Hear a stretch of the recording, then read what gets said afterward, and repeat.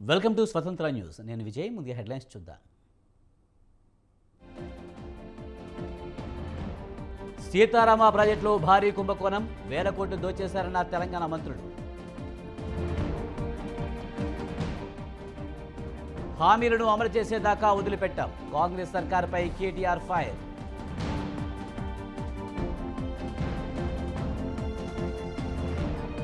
SC వర్గీకరణపై కేంద్రం ముందడుగు, 5 సభ్యులతో కమిటీ ఏర్పాటు.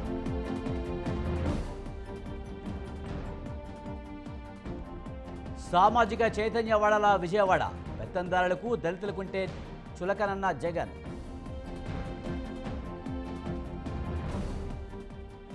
వైసీపీ సర్కార్ ఇంటికెళ్తేనే రాష్ట్ర అభివృద్ధి, 5 ఏళ్లలో జగన్ ఏం చేసిందేమీ లేదన్న చంద్రబాబు.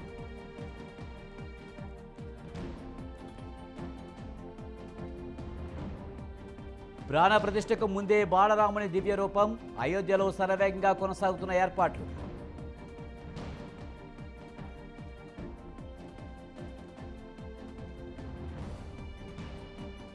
స్టాక్ మార్కెట్లో వరుస నష్టాలకు బ్రేక్, 500 పాయింట్లు లాభపడిన సెన్సెక్స్.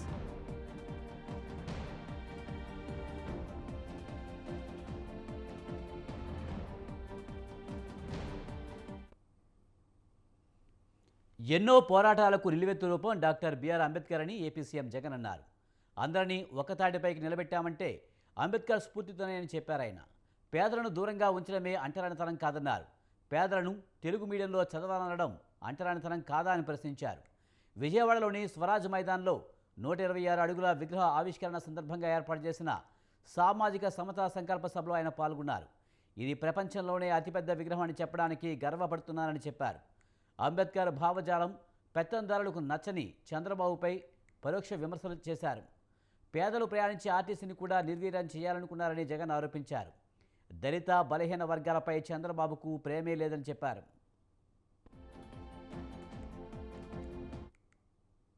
ఈ మహా విగ్రహం ఇది స్టాచ్యూ ఆఫ్ సోషల్ జస్టిస్, అంటే సామాజిక న్యాయ మహాశిల్పం.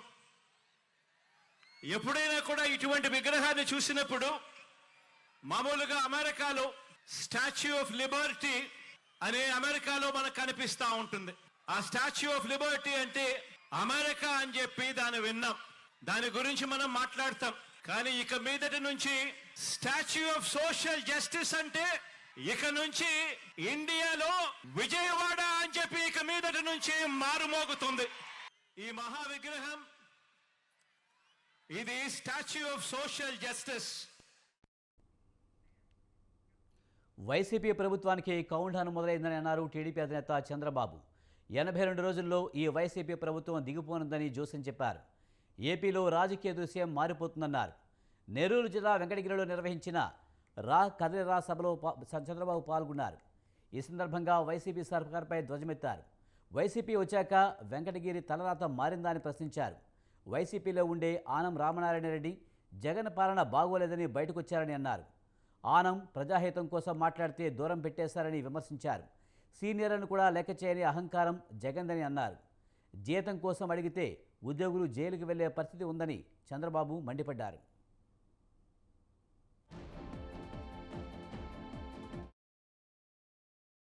రాష్ట్రాన్ని రివర్స్ గేర్లో పెట్టిన తుగ్లక్ పని అయిపోయింది. ఒకప్పుడుది నెల్లూరు జిల్లాలో ఉండి ఇప్పుడు తిరుపతికి వచ్చింది వెంకటగిరి. జిల్లా మారింది, మీ వెంకటగిరి రాత మారిందా తమ్ముళ్ళు అని మిమ్మల్ని అడుగుతున్నా. ఒక్క అభివృద్ధి జరిగిందా అని మిమ్మల్ని అడుగుతున్నా. రామనారాయణ రెడ్డి గారు అధికార పార్టీలో ఉండి మీ పాలన బాగాలేదని చెప్పిన వ్యక్తి రామనారాయణ రెడ్డి గారని చెప్పి నేను మీకు తెలియజేస్తున్నా. మీది తప్పుడు పోకడని కూడా స్పష్టంగా చెప్పాడు. అక్కడి నుంచి ఒక సీనియర్ నాయకుడిని ఈ నెల 21న రాజకీయ ప్రయాణంపై నిర్ణయం ప్రకటిస్తానని మాజీ మంత్రి కొనతాల రామకృష్ణ స్పష్టం చేశారు.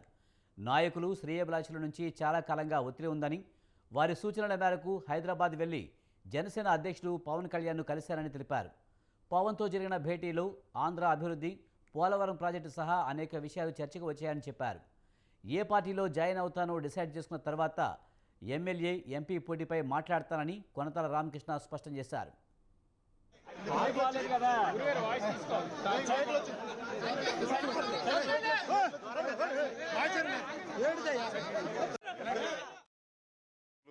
శ్రేయోభిలాషులు నాయకులు అంతా కలిసి రాజకీయ నిర్ణయాలు తీసుకోమని చాలా కాలంగా వారి సూచనల మేరకు వారి సలహాల మేరకు ఈ మధ్య 1వ తారీఖున జనవరిని త్వరలోనే ఒక నిర్ణయం ప్రకటించడం జరుగుతుందనేసి వారికి చెప్పడం జరిగింది. వారందరి సూచనలు వారందరి అభిప్రాయాల మేరకు హైదరాబాద్ వెళ్ళడం జరిగింది. జనసేన అధ్యక్షులు వారితో తెలియపరిచి వారి అభిప్రాయాలన్నీ కూడా తీసుకొని నేను ప్రకటించడం జరుగుతుంది. ముందు రాజకీయ నిర్ణయంతో ఏ పార్టీకి అన్నది ముందు నిర్ణయం అయితే అప్పుడు తర్వాత అన్నది ఎమ్మెల్యేవా ఎంపీయా ఏం చేస్తాం అన్నది మనం చేరే పార్టీ బట్టి ఆ పార్టీ నిర్ణయం బట్టి ఆధారపడి ఉంటాయి. ఈ మధ్య ఇచ్చారు చూశాను, చూద్దాం. రేపు 21వ తారీఖున అన్ని విషయాలు చర్చిస్తాం కదండి. మీకు అక్కడ ఏం జరిగిందో పూర్తిగా చెప్పడం జరుగుతుంది. ఏ నిర్ణయం తీసుకు వైసీపీ అధిష్టానం నిర్ణయానికి తీవ్ర మనస్తాపానికి గురైనట్లు కృష్ణా జిల్లా తిరువూరు ఎమ్మెల్యే కొక్కెలగడ్డ రక్షణనిధి తెలిపారు. త్వరలోనే తన భవిష్యత్ కార్యాచరణ తెలియజేస్తానని అన్నారు. కృష్ణా జిల్లా వల్లూరుపాలెంలో నిర్వహించిన మీడియా సమావేశంలో రక్షణనిధి ఆవేదన వ్యక్తం చేశారు. తిరువూరు వైసీపీ ఇన్ఛార్జిగా టీడీపీ నుంచి వచ్చిన స్వామిదాసును నియమించడం తనను తీవ్రంగా కలిచివేస్తుందన్నారు. వైసీపీ అధికారంలో లేనప్పుడు కూడా అధికార పార్టీలోకి వెళ్ళని నిబద్ధత గల ప్రజాప్రతినిధులని రక్షణనిధి చెప్పారు.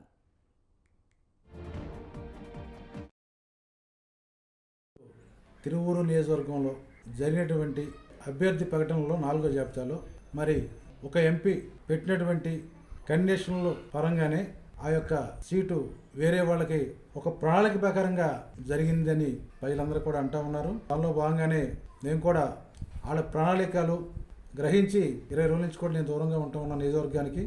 మరి ఏదైతే మేము అనుకుంటూ ఉన్నామో ఏదో జరుగుతుందని అదే జరిగింది అని కూడా మరి రాత్రి ఇచ్చినటువంటి ఇట్లో రుజువైంది. కాబట్టి మరి దీనికి కూడా పార్టీ పరంగా మనం ఇప్పుడు కూడా ఎవరు చెప్పేదైతే ఇలాంటి చర్చలకు ఒప్పుకున్నారో సర్వే వాళ్ళు కావాలా వీళ్ళు కావాలని కూడా మనిషి ఉండగానే రకరకాలుగా ఇబ్బంది పెట్టినటువంటి సందర్భాలు ఉన్నాయి. అందుకనే మనసు గాయపడి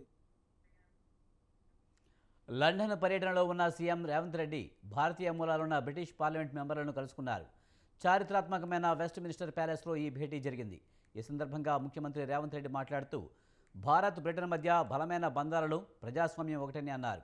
ఇప్పుడు ప్రపంచం ఎదుర్కొంటున్న సమస్యల పరిష్కారానికి ప్రజాస్వామ్యాన్ని పటిష్టపరచడం అత్యవసరమన్నారు. నేడు ప్రపంచం అనేక సవాళ్లను ఎదుర్కొంటుందని హింస, ఉగ్రవాదం, ప్రజల హక్కుల హరణ, ప్రజాస్వామ్యంపై దాడి లాంటి సమస్యలను ప్రపంచం ఎదుర్కొంటుందన్నారు. కేవలం ప్రజాస్వామ్యం ద్వారా ప్రజలను శక్తివంతులను చేయడమే అసలైన పరిష్కారమన్నారు.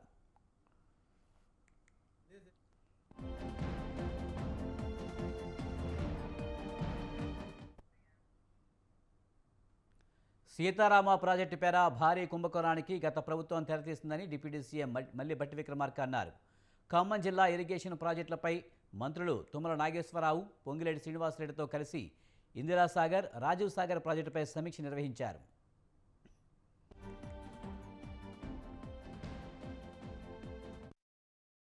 జాగ్రత్తగా ఖర్చు పెట్టుకొని ప్రతి పైసాని కూడా రాష్ట్ర ప్రజలకు ఉపయోగపడేట్టుగా చేసుకోవడం కోసం తెచ్చుకున్నాం. తెలంగాణ రాష్ట్రంలో తెలంగాణ రాష్ట్రంలో అప్పటికే డిజైన్ చేసినటువంటి Dummugudem Rajiv Sagar project cost EPC contract కింద తీసుకున్నటువంటి project Dummugudem Rajiv Sagar project cost 1,681 కోట్లు టోటల్ కాస్ట్. రాష్ట్ర విభజన జరిగే నాటి దానిపైన ఆనాటి ఉమ్మడి రాష్ట్రం ఖర్చు పెట్టిన ఖర్చు 889 కోట్లు. బ్యాలెన్స్ మిగిలి ఉన్నది కేవలం 792 కోట్లు మాత్రమే. ఇది రాజీవ్ సాగర్ దుమ్ముగూడెం సంబంధించి. అట్లాగే ఇందిరా సాగర్ సంబంధించి ప్రాజెక్ట్ కాస్ట్ ఇది కూడా ఈపీసీ కాంట్రాక్ట్ 1,824 కోట్లు 1,824 crores. అప్పటికి ఖర్చు పెట్టింది 1,064 కోట్లు ఖర్చు పెట్టారు. 1,064 కోట్లు ఖర్చు పెట్టారు. బ్యాలెన్స్ అమౌంట్ నిధులను జాగ్రత్తగా ఖర్చు పెట్టుకొని ప్రతి పైసాని కూడా రాష్ట్ర 2014లో టిఆర్ఎస్ ప్రభుత్వం అధికారంలో వచ్చే నాటికి మరో 1,500 కోట్లు 1,400 కోట్లు ఖర్చు పెడితే 3,32,000 ఎకరాలు ఆయకట్టుకి కొత్తగా నీళ్లు అందించే Rajiv Dummuguda lift irrigation scheme Indira Sagar lift irrigation scheme కింద ఉంటే అది ఎంత 1,400 కోట్లు ఖర్చు పెడితే 2014లో 1 yearలో అయిపోయి 3,32,000 ఎకరాలకు కొత్త ఆయకట్టుకి నీళ్ళు వచ్చేవి. ఈరోజు 10 ఏళ్ళు దాటింది, మరో 7,500 కోట్లు ఖర్చు పెట్టినరు. ఆ ప్రాజెక్టులని మర్జ్ చేసి సీతారాం సాగర్ అని కొత్త పేరు పెట్టినరు. ఆ పాత ప్రాజెక్టులను మర్జ్ చేసి 7,500 కోట్లు ఖర్చు పెట్టినరు. కొత్త ఆయకట్టు ఎంత ఇచ్చిన? 0 ఎకర్స్ కొత్త ఆయకట్టు. ఇప్పుడు ఏమంటారు? ఆ ప్రాజెక్టు కాస్ట్ పెంచి పెంచి పెంచి ఇప్పుడు మాజీ మంత్రి కేటీఆర్కు మంత్రి జూపల్లి కృష్ణారావు కౌంటర్ ఇచ్చారు. తెలంగాణ రాష్ట్రం బంగారు పల్లెం కాదు, అప్పులు కుప్పగా ఉందని అన్నారు. బీఆర్ఎస్ ప్రభుత్వం ఎన్నో జీవోలను బహిర్గతం చేయలేదని, అన్ని చీకటి జీవోలు ఇచ్చిందని విమర్శించారు. బీఆర్ఎస్ ప్రభుత్వం 7 లక్షల కోట్లు అప్పు చేస్తుందని జూపల్లి తెలిపారు. ప్రస్తుతం 40,000 కోట్లు వడ్డీకే పోతుందని చెప్పారు. ప్రజల్లో తిరుగుబాటు వచ్చి బీఆర్ఎస్ను ఓడించుకున్నారన్నారు. 2018 ఎన్నికల సమయంలో బీఆర్ఎస్ చాలా హామీలు ఇచ్చి వాటిని అమలు చేయలేదని విమర్శించారు. ఒకరి మీద ఒకరు పోటీపడి ప్రజలు తిరగబడతారు అని మాట్లాడుతున్నారు. కేటీఆర్, హరీష్ రావు ఇద్దరు బాబు కలిసి ఎవరైనా మంత్రాలు చదువుతారో తెలియదు. మీరు గడిచిన 9.5 సంవత్సరాల క్రితం చాలా మాటలు చెప్పారు, చాలా హామీలు ఇచ్చారు. ఆ హామీలు నిలబెట్టుకోని కారణంగానే ప్రజలు మీ పైన తిరగబడ్డారు. మీకు వాత పెట్టి 2 నెలలు కాలే, ఇలా ప్రజలు తిరగబడతారని మాట్లాడుతూ ఉన్నారు. మరి గొప్పగా పుస్తకాలు చదివిన వాళ్ళు, మేధావులు, నిష్ణాతులు, అనర్గళంగా మాట్లాడేటోళ్ళు లెక్కలు రాక చెప్పినారు హామీలు. అంటే హర్రాజు పాడినట్టుగా ఓట్ల గెలుపు కోసం మీరు రకరకాల మాట. మరి మేము పెట్టినవి ఇప్పుడు చెప్పిన 6 గంటలు అమలు చేయలేకపోతే మరి మీరెట్లా చేస్తామని పెట్టినవన్నీ కూడా. ఏదైనా హరీష్ రావు మాట్లాడుతూ చాలా గొప్ప ఆయన. కేసీఆర్ బంగారు పల్లెంలో పెట్టించినట కాంగ్రెస్ పార్టీకి అధికారం. అంటే ఇంతకంటే జూటా మాటలు ఉన్నాయా? ఎంతసేపు అన్ని కుట్రలు, కుతంత్రాలు, ఎత్తుల్లో వినతో పెట్టిన. గవర్నర్ ప్రసంగంలో తెలంగాణ గుళ్ళు అయిందని, తెలంగాణ రాష్ట్ర ఏర్పాటు విఫలమైందని అబద్ధాలు మాట్లాడించారని మాజీ మంత్రి కేటీఆర్ అన్నారు. అందుకే శ్వేతపత్రం విడుదల చేశామన్నారు. తెలంగాణ భవన్లో ఏర్పాటు చేసిన మెదక్ పార్లమెంటరీ సమావేశంలో మాట్లాడుతూ కాంగ్రెస్ నోటికి ఎంత వస్తే అంత అనుకుంటూ హామీలు ఇచ్చారని విమర్శించారు. అందుకే 420 హామీలను అమలు చేసేదాకా విడిచిపెట్టమన్నారు. ప్రధాని అదానీ ఒకటని విమర్శలు చేసిన రాహుల్ గాంధీ, రేవంత్ రెడ్డి నేడు ఆయనతోనే ఒప్పందాలు కుదుర్చుకున్నారని అన్నారు. రాహుల్ గాంధీ నిన్ననే అదానీని తిడితే రేవంత్ రెడ్డి అదే సమయంలో దావోస్లో ఒప్పందం చేసుకున్నారని గుర్తు చేశారు. నోటుకు అడ్డు వచ్చినట్లు మాట్లాడిన కాంగ్రెస్, బీజేపీ నాయకులు అసలు రంగు బయటపడుతుందన్నారు.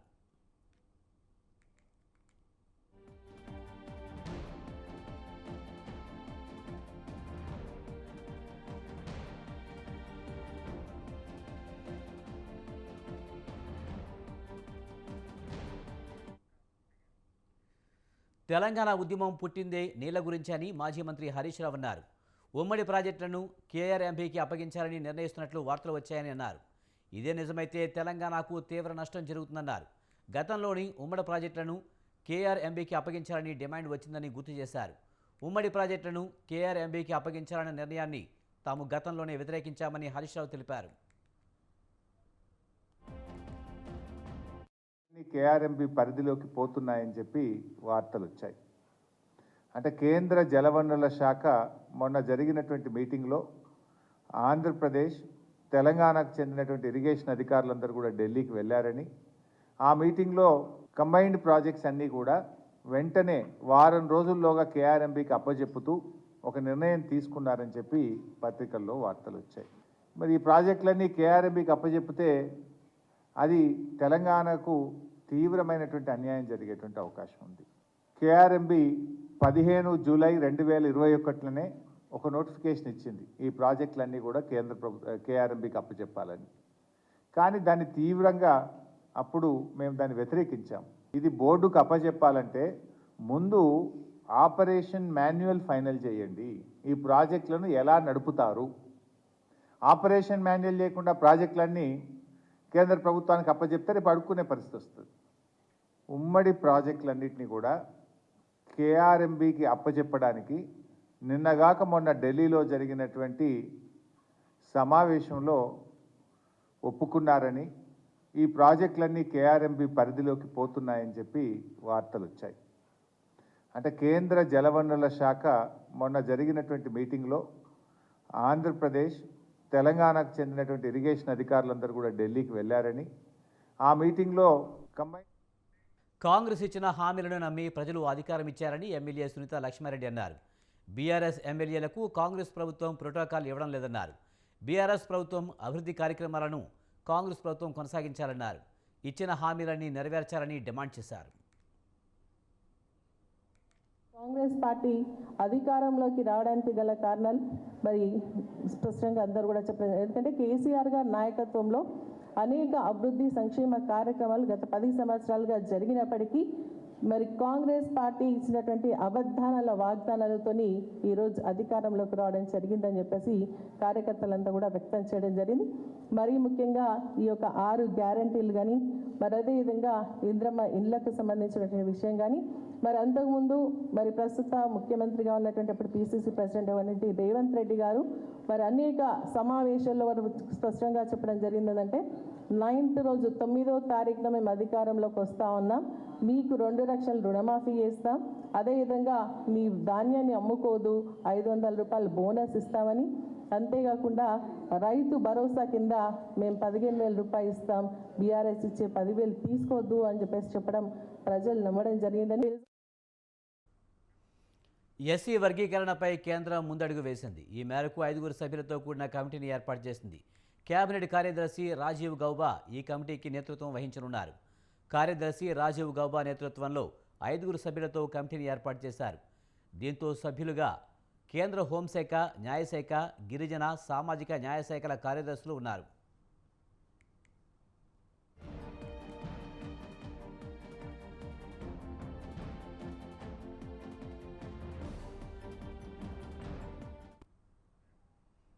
తెలంగాణ అసెంబ్లీ ఎన్నికల సమయంలో ఎస్సీ వర్గీకరణకు కమిటీ ఏర్పాటు చేయనున్నట్లు ప్రధాని నరేంద్ర మోదీ హామీ ఇచ్చారు.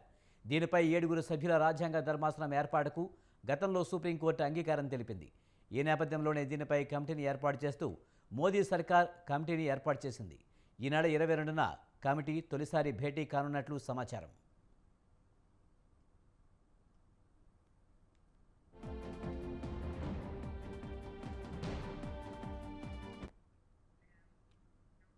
బల్కిస్ బానో గ్యాంగ్ రేప్ కేసులో శిక్ష పడిన 11 మంది దోషులు సరెండర్ అయ్యేందుకు ఇచ్చిన గడువును పొడిగించేందుకు సుప్రీంకోర్టు నిరాకరించింది. జనవరి 21లోగా దోషులు లొంగిపోవాలని ఆదేశించింది. జనవరి 21లోగా లొంగిపోయేందుకు ఇచ్చిన గడువు ముగించాలని కోరుతూ 3 దోషులు సుప్రీంకోర్టును అప్పీల్ చేశారు. కుటుంబ బాధ్యతలు, వృద్ధాప్యంలో ఉన్న తల్లిదండ్రులను చూసుకోవాల్సిన బాధ్యత ఉందని, శీతాకాలపు పంట కోతలు పని ఉందని, తమ ఆరోగ్యం సహకరించడం లేదని పలు సాకులు చెబుతూ తక్షణం లొంగిపోవడానికి సిద్ధంగా లేమని పరోక్షంగా చెప్పారు. కానీ సుప్రీంకోర్టు ససేమిరా అంది. 21లోగా లొంగిపోయిన పక్షంలో తీవ్ర పరిణామాలు ఉంటాయని హెచ్చరించింది.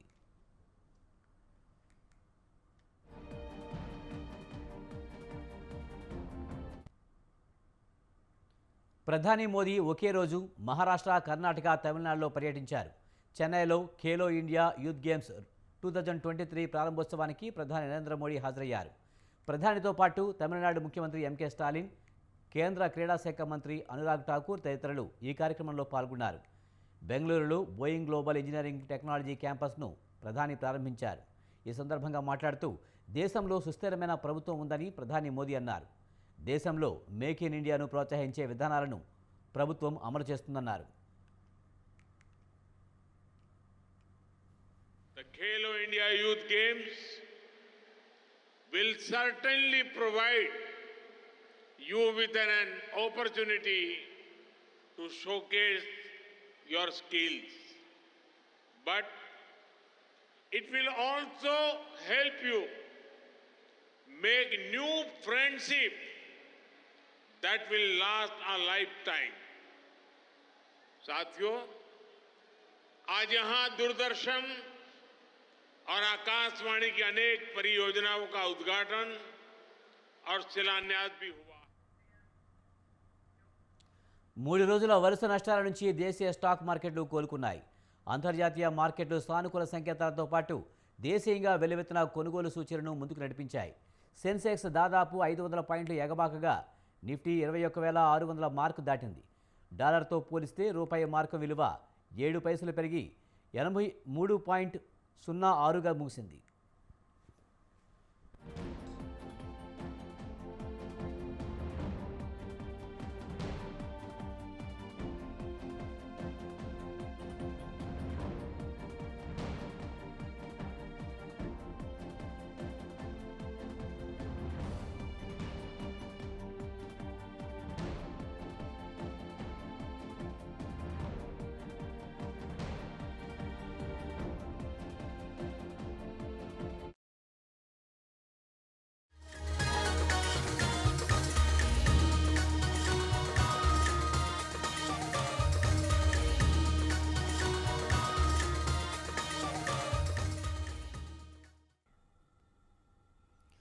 అయోధ్య రామమందిరంలో బాలరాముడి ప్రాణప్రతిష్ఠకు ఏర్పాట్లు శరవేగంగా కొనసాగుతున్నాయి.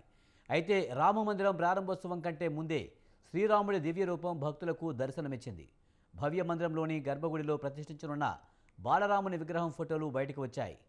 కృష్ణశిలతో 51 అడుగులతో తీర్చిదిద్దిన ఈ విగ్రహం ఆకట్టుకుంటుంది.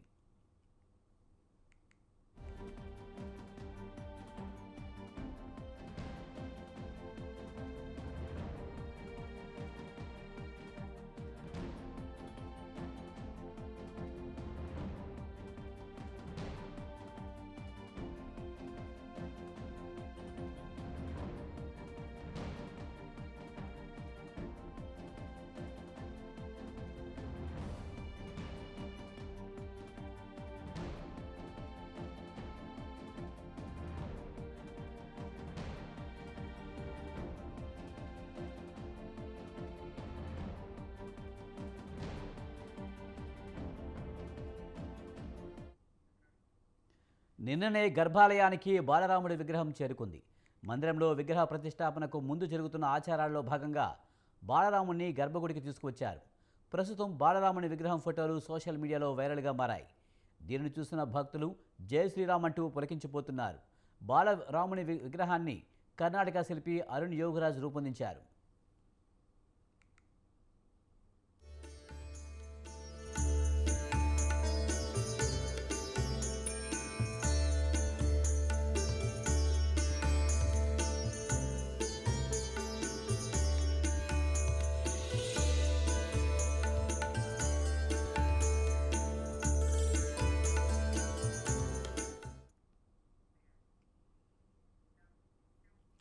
మహాత్మా గాంధీ అయోధ్య రామాలయం ప్రారంభోత్సవానికి నడుచుకుంటూ వెళ్తున్నారు.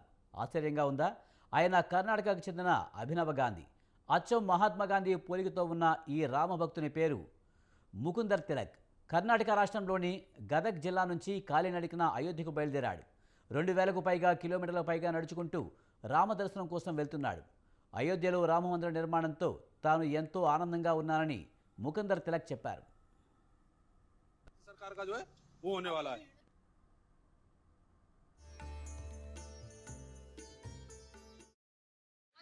सेवा है ना, नहीं कोई थोड़ा ज्यादा नहीं है, ये मान सम्मान है। नहीं ये रखिए महाराज जी, नहीं अरे रखिए, आप रखिए, मान सम्मान है, कुछ नहीं है। रखिए रखिए हम संकल्प से जा रहे हैं, सब लोग अच्छा रहने के लिए। ये नहीं, जब आप सब लोगों के लिए सोच सकते हैं तो हम आपके लिए थोड़ा सा नहीं सोच सकते क्या? రోజు 40-50 కిలోమీటర్ల దూరం నడుస్తూ వస్తున్నారు. డిసెంబర్ 9న బయలుదేరారు. నెలకు 8 రోజులుగా నడక సాగిస్తున్నారు. చేతిలో ఓ పోస్టర్, రాముని చిత్రపటాలతో పాటు పోస్టర్లో పలు సందేశాలు. పర్యావరణాన్ని రక్షిద్దాం, కాలుష్యం తావు లేకుండా నీటిని రక్షిద్దాం, గోవులను రక్షిద్దాం, గోవులను కాపాడుదాం, బేటీ బచావు బేటీ పడావు అంటే అనేక సందేశాలను ప్రచారం చేస్తున్నారు. ఇల్లు విడిచినా పర్వాలేదు, లక్ష్యాన్ని మర్చిపోకండి అంటూ యువతకు ఉద్బోధిస్తున్నారు అభినవ గాంధీ. రామరాజ్యం రావాలని, దేశంలో ప్రజలంతా శాంతి సౌభాగ్యాలతో విరిసిల్లాలన్నదే తన సంకల్పమన్నారు కర్ణాటక గాంధీ.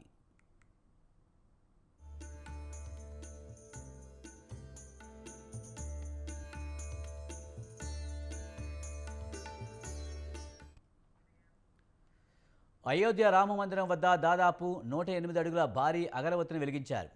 అయోధ్యధామంలో జై శ్రీరామ్ నినాదాల మధ్య వెలిగించిన ఈ అగరవత్తి ఏకంగా 45 రోజుల పాటు కాలుతూ సువాసనలను విరజిమ్ముతుంది. రామభక్తులకు ఆనందాన్ని పంచుతుంది.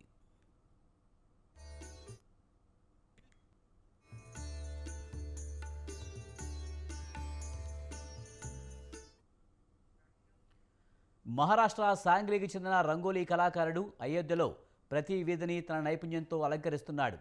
రామమందిరం ప్రాణప్రతిష్ఠ కోసం వచ్చిన అతడు అయోధ్యలోని లతా మంగేష్కర్ చౌక్ వద్ద రోడ్డు పొడవునా ముగ్గులు వేస్తూ అలరిస్తున్నాడు. రామభక్తి ఎలలు లేవని నిరూపిస్తున్నారు.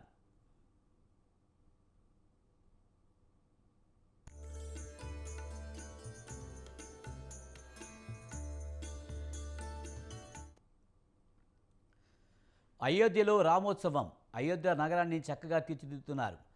రాముని రాక సందర్భంగా అయోధ్యను ఓ పెళ్లి కూతుర్ని అలంకరించినట్లు అలంకరిస్తున్నారు. అడుగడుగునా అందాలే. చక్కటి కటౌట్లు, ప్రతి చౌరస్తాలోనూ పూలతో అలంకరణ, మార్గంలో ఇరువైపులా చక్కటి దీపాలు, ప్రతి గోడ, ప్రతి ఇల్లు, ప్రతి చెట్టు అలంకరణలతో శోభాయమానంగా ఉంది. లతా మంగేష్కర్ చౌక్ రంగవల్లులతో అలరారుతుంది. శ్రీరాముడు, సీతా విగ్రహాలు, రామాయణంలోని ఘట్టాలను చూపే కళాఖండాలు అచ్చెరువు కలిగిస్తున్నాయి.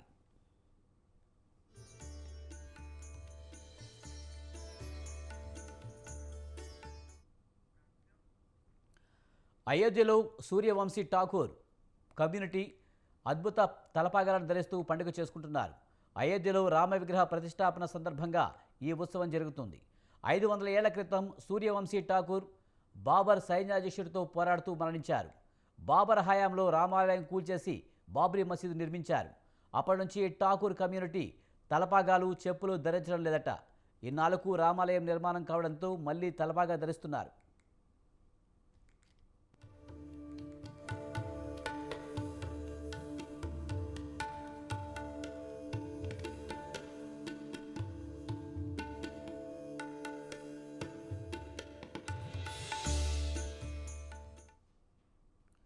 ఉత్తరప్రదేశ్ ముఖ్యమంత్రి యోగి ఆదిత్యనాథ్ అయోధ్యలో సర్యూ ఘాట్ను సందర్శించారు. ఈ నెల 22న అయోధ్యలో రామ ప్రతిష్ఠ కోసం జరుగుతున్న ఏర్పాట్లను స్వయంగా పర్యవేక్షించారు.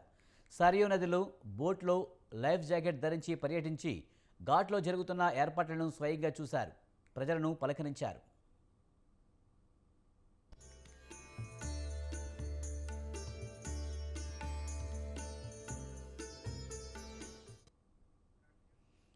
అయోధ్యలో స్థానికులు సంబరాలు అంబరాన్నంటాయి. స్థానికులు, ఇతర ప్రాంతాల నుంచి వచ్చిన ప్రజలు ఊరేగింపుగా వీధి వీధిన తిరుగుతూ ఆనందంగా మేళతాళాలతో ఊరేగారు. తమిళనాడు నుంచి వచ్చిన ఓ బృందం ఈ ఊరేగింపులో పాల్గొన్నారు. అయోధ్యలో వాడవాడలా పండుగ సంబరాలు సాగుతున్నాయి.